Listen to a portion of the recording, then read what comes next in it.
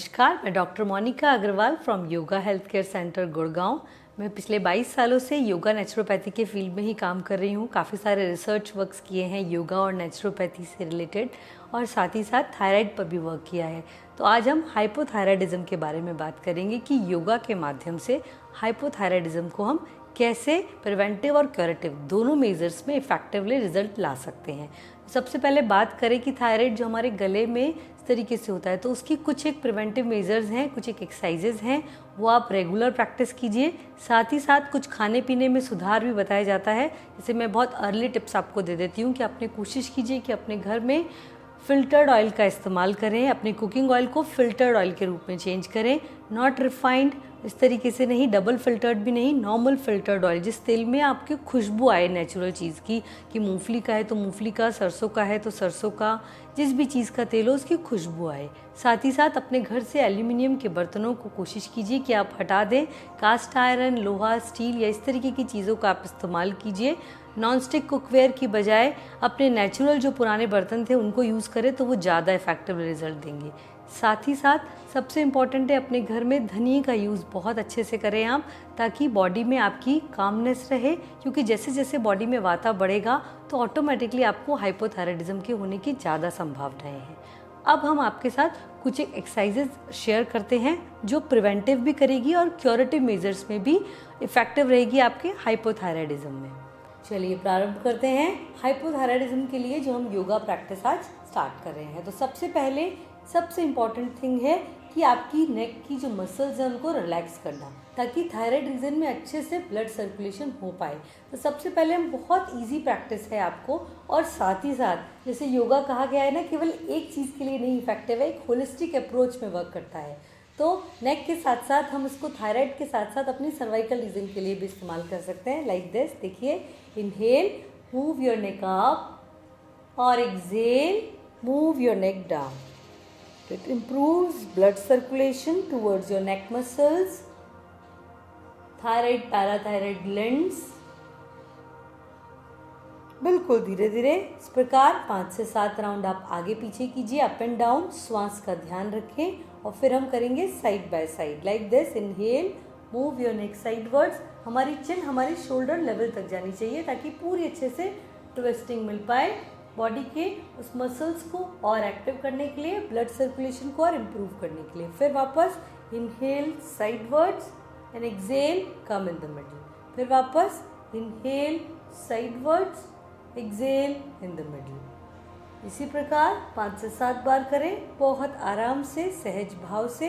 अब हम करेंगे नेक को पूरा दाएं बाएं, कि आप कान को कंधे पर टच करें लेकिन कंधे रिलैक्स रहेंगे। देखिए इस तरीके से, एक्सहेल करते हुए down, and now inhale, slowly come up।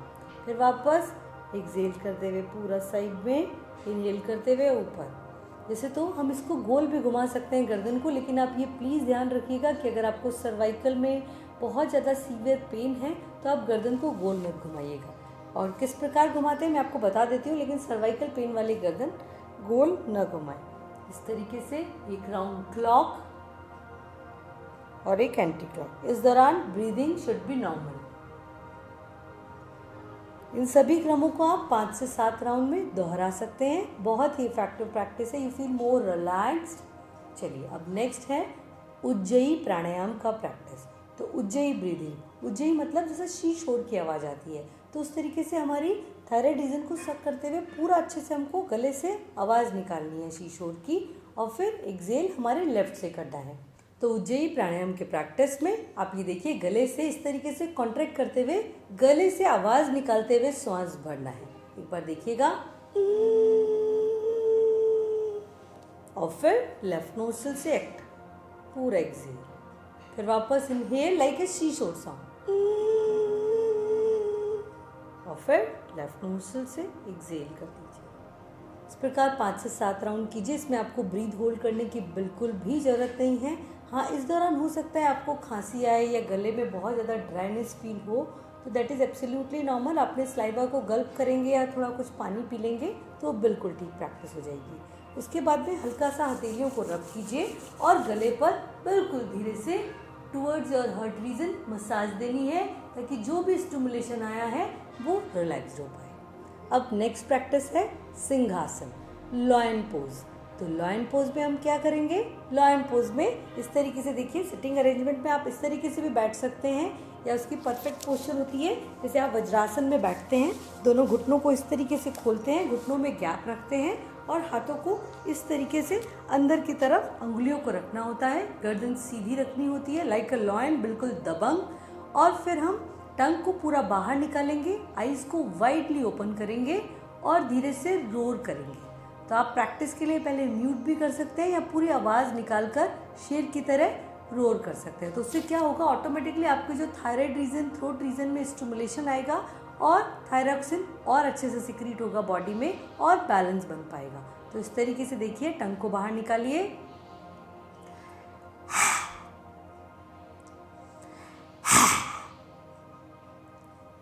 एक बार और,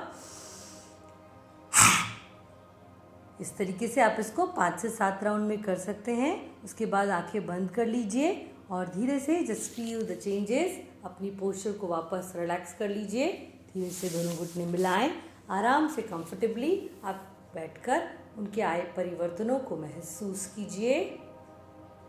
feel more calm and relaxed and more blood circulation towards your facial muscles and thyroid region। तो ये बहुत इफेक्टिव है फेशियल मसल्स को ग्लोइंग करने के लिए, साथ ही साथ थायराइड रीजन के लिए, और जो भी आपके फोबियाज हैं उनको भी बॉडी से रिलीज करने के लिए ये बहुत इफेक्टिव प्रैक्टिस है। उसके बाद लेट कर हम कुछ प्रैक्टिस करेंगे जो सर्वांगासन, शोल्डर स्टैंड और मत्स्यासन, और उसके बाद शवासन। चलिए प्रारंभ करते हैं sarvangasana, that is called mother of all योगासन।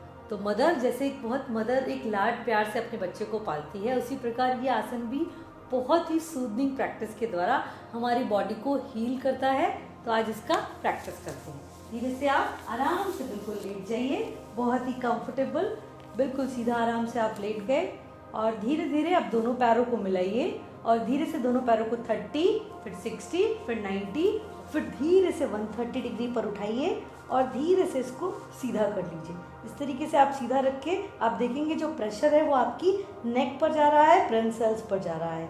तो पूरी बॉडी का हार्मोनल सिस्टम भी बैलेंस हो रहा है, साथ ही साथ स्पेशली थायराइडिज्म के लिए बहुत इफेक्टिव प्रैक्टिस है। अब आप इसमें हल्का सा लेग्स को अपार्ट भी कर सकते हैं, बटरफ्लाई पोस्चर भी बना सकते हैं, ये इस तरीके से आप इसको होल्ड भी कर सकते हैं। और इसका ये भी, अगर आप सीधा नहीं कर पाए तो कोई बात नहीं, विपरीत करने के माध्यम से आप इसको इतना भी रख सकते हैं। अब धीरे से इसको वापस लेकर आते हैं, बिल्कुल स्लोली एक्सेल करते हुए, पहले फिर वही 130 और धीरे से 90, 60, 30 और स्लोली रिलैक्स कीजिए। अब इसका जो अपोजिट आसन है, जैसे हमने जितना ऊपर उठाया उसके बाद उसको रिलैक्स करना इंपॉर्टेंट है, हमारी नेक को, हमारी कमर को। तो अब हम इसका अपोजिट आसन करेंगे, मत्स्य आसन, that is called fish pose. अब इसमें हमको पद्मासन लगाना है पैरों से, तो राइट टो को लेफ्ट थाई के ऊपर और लेफ्ट टो को राइट थाई के ऊपर, इस तरीके से आप घुटनों पर रखेंगे। अगर आप दोनों नहीं रख पा रहे हैं तो कोई बात नहीं, एक रख लीजिए या केवल आलती पालती मारकर बैठ जाइए, या पैर सीधे भी रख सकते हैं। अब धीरे से कोहनी के सहारे अपने टॉप ऑफ द हेड को, क्राउन ऑफ योर हेड को जमीन पे रखिए। धीरे से देखिए मेरा अपर पोर्शन पूरा ऊपर है, चेस्ट ओपन अप है और दोनों हाथों से पैरों के अंगूठे को पकड़ लीजिए। It's called fish pose. ये हमारे पैराथायराइड ग्लैंड के लिए, साथ ही साथ थायराइड रीजन और चेस्ट मसल्स के लिए और पीनियल ग्लैंड को एक्टिव करने के लिए बहुत इफेक्टिव प्रैक्टिस है। तो आराम से योगा, क्योंकि होलिस्टिक अप्रोच में आता है, तो धीरे से ये एक ऑर्गन के साथ साथ बाकी ऑर्गन को भी, उसके सपोर्टिव ऑर्गन्स को भी स्टिमुलेट करता है। तो थायराइड और पीनियल ग्लैंड दोनों का आपस में ये कोरिलेशन है कि pineal gland is like principal और थायराइड ग्लैंड है आपकी हेड मिस्ट्रेस। तो दोनों को कंट्रोल कर रहा है इसके साथ में। अब इसका अपोजिट आसन एक और है, पवन मुक्तासन, जो थायराइड ग्लैंड के लिए और साथ ही साथ हमारी एड्रिनल ग्लैंड्स के लिए बहुत इफेक्टिव है। देखिए इस तरीके से हमने पैर मोड़े और दोनों पैरों को मोड़कर ग्रिप में बांधकर नाक को घुटने पर लगाया। जैसे ही आपने नाक को दोनों घुटनों के बीच में लगाया, ऑटोमेटिकली आपकी थायराइड रीजन में भी स्टिमुलेशन चालू हो गया है। तो कोशिश कीजिए जितनी देर आप रुक पाए, नॉर्मल ब्रीदिंग रखते हुए धीरे से फिर इसको खोल दीजिए और धीरे से पैर सीधे। तो ये 3 आसन, सर्वांगासन, मत्स्यासन और पवन मुक्तासन। उसके बाद शवासन में विश्राम कीजिए। अब धीरे से हम आराम से विश्राम करते हैं। चलिए तो धीरे से अब आप साइड से टर्न करते हुए बिल्कुल धीरे से बैठ जाइए। इस प्रकार इन आसनों का प्रैक्टिस कीजिए। ये बहुत ही इफेक्टिव प्रैक्टिस है, आपको बहुत आनंद आएगा इस प्रैक्टिस में। फिर भी कोई क्वेश्चन हो, कोई भी आपका ब्रीदिंग रिलेटेड कोई भी क्वेरीज हो तो आप हमसे कनेक्ट कर सकते हैं। Thank you.